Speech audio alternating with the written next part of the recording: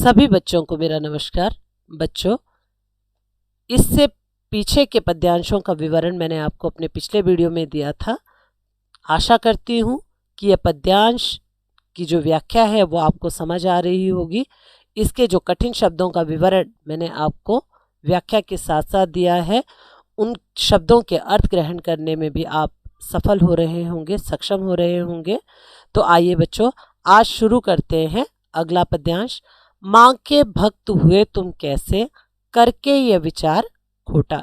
अब सुखिया का पिता सोचता है, वो अपने मन के विचार कवि के शब्दों में कह रहा है कि तुम कैसे माँ के भक्त हो, जो तुम्हारे मन में इतना खोटा अर्थात इतना अपवित्र विचार, इतना घटिया विचार आया है।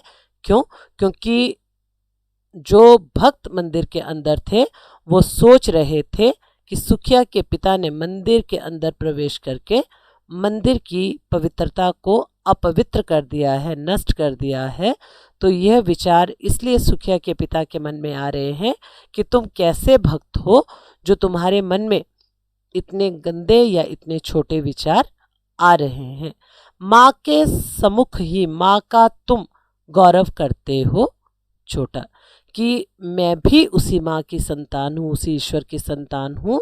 तुम उसी माँ के सामने, उसी दुर्गा के मंदिर में, उसी दुर्गा माँ के सामने, सम्मुख का अर्थ है उसी के सामने, उसी के मुख के सामने तुम उसके गौरव को अर्थात उसके अभिमान को, उसकी महिमा को छोटा करते हो।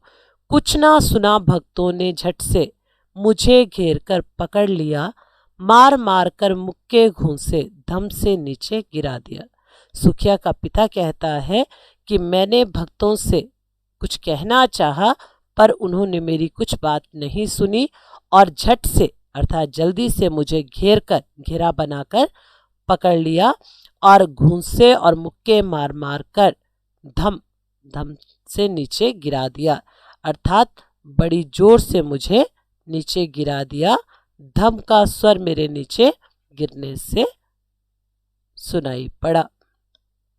मेरे प्रसाद, मेरे हाथों से प्रसाद भी बिखर गया हा, सबका सब हाय अभागी बेटी तुझ तक कैसे पहुंच सके ये अब। न्यायालय ले गए मुझे वे 7 दिवस का दंड विधान, मुझको हुआ था मुझसे देवी का महा अपमान। अब सुखिया का पिता कहता है कि उस धक्का मुक्की में मेरे हाथों से जो माँ के मंदिर से मुझे प्रसाद मिला था वो भी सारा बिखर गया, वो भी गिर गया। सबका सब, वो सारे के सारा प्रसाद वो नीचे गिर गया। हाय, यहाँ दुख का स्वर है एक पिता का। हाय अभागी बेटी, हे भाग्यहीन बेटी, अब यह प्रसाद तुझ तक कैसे पहुंच सकेगा। ये चिंतित है एक पिता और वो बता रहा है कि इस अपराध में मुझे वो लोग, उच्च जाति के जो लोग थे, वो न्यायालय अर्थात अदालत में ले गए। 7 दिवस का दंड विधान मुझको हुआ था मुझसे। अब मुझे इस अपराध के लिए कि मैं देवी के मंदिर में क्यों गया, छोटी जाति का होते हुए भी, दंड विधान अर्थात न्यायालय के द्वारा मुझे 7 दिनों का दंड, जो विधान है, नियम है, उसके अनुसार दिया गया, क्योंकि मुझसे देवी का महान अपमान हुआ था। मैंने नीच जाति का होते हुए उसके मंदिर में प्रवेश किया था। मैंने स्वीकृत किया दंड वह। अब अपने उस गांव की प्रथा को मानते हुए और उन लोगों का सम्मान करते हुए सुखिया का पिता कहता है कि मैंने उस दंड को स्वीकार कर लिया, उसको मान लिया और मैं जेल चला गया। शीश झुकाकर चुप ही रह, मैंने अपने सिर को झुका लिया और चुप रहकर ही उस दंड को मान लिया। उस असीम अभियोग दोष का क्या उत्तर देता, क्या कह। वो जो असीम, जिसकी कोई सीमा नहीं थी, जो अभियोग, अभियोग का अर्थ है दोष, मुझ पर जो लगाया गया था कि मैंने देवी के मंदिर में जाकर उसकी पवित्रता को नष्ट कर दिया है, तो यह असीम अभियोग, अभियोग बोलते हैं आरोप को, तो इस आरोप का जो मुझ पर यह दोष लगाया गया था, तो उसका मैं क्या उत्तर देता। 7 रोज ही रहा जेल में, मैं 7 दिनों तक जेल में रहा। यहाँ की वहाँ सदियां बीती। अब एक पिता अपनी बीमार बेटी को छोड़कर जेल में है तो उसके हृदय की व्यथा बताई है, उसकी पीड़ा बताई है कि मुझे वो 7 दिन ऐसे लगे मानो सदियां वहां बीत गई हों। अविश्रांत बरसा करके भी आंखें तनिक न रीति। अविश्रांत, अविश्रांत का मतलब बिना रुके हुए।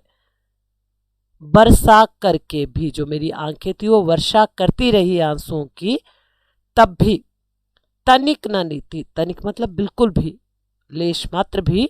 रीति, रीति का अर्थ होता है खाली, वो थोड़ी सी भी खाली नहीं हुई। अर्थात अपनी पुत्री के उस दुख को देखकर मेरी आंखें निरंतर आंसू बहाती रही, वो थोड़ी देर के लिए भी आंसू बहाने से नहीं रुकी, अर्थात खाली नहीं हुई। तो बच्चों, आज इस वीडियो के माध्यम से हम यहीं तक इन पद्यांशों की व्याख्या करेंगे।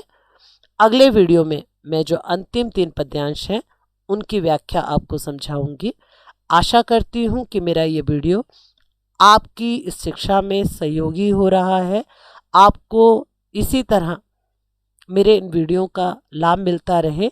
इसके लिए आवश्यक है कि आप सभी बच्चे सबसे पहले मेरा चैनल सब्सक्राइब करें और नोटिफिकेशन बटन को अवश्य दबाएं, ताकि जितने भी विभिन्न क्लासेस से संबंधित जो वीडियो मैं अपलोड करती हूँ उसका लाभ आपको मिलता रहे।